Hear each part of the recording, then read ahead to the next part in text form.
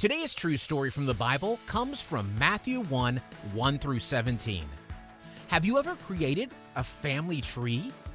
Did you know that there's a family tree for Jesus? Well, sort of.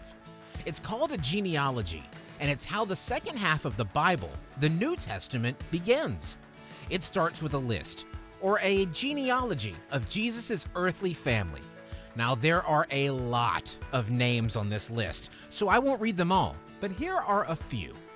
Jesus Christ, the son of David, the son of Abraham. Abraham was the father of Isaac, and Isaac the father of Jacob, and Jacob the father of Judah and his brothers. This list of Jesus' family shows that God was faithful to keep the promises he gave in the Old Testament. Many years before Jesus was born, God had promised that the Savior would come from these families. Jesus' family tree shows that God's plan couldn't be stopped by people's mistakes. Jesus' earthly family was not filled with perfect people. They were humans, just like you and me, who sinned and needed a Savior.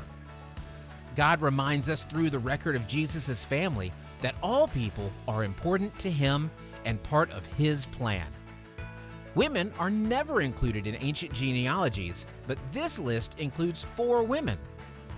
2 of the women, Ruth and Rahab, were not even considered to be God's people.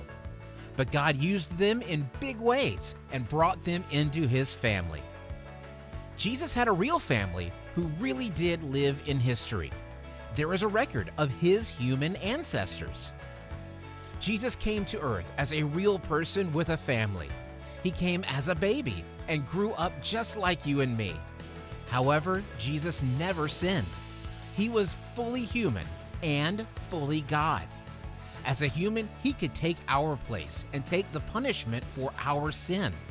But only God could have the power to defeat death and sin and make a way for us to live with Him forever. Jesus was fully human and fully God, so that He could be the perfect sacrifice for our sin when He died on the cross. Jesus came to be God with us.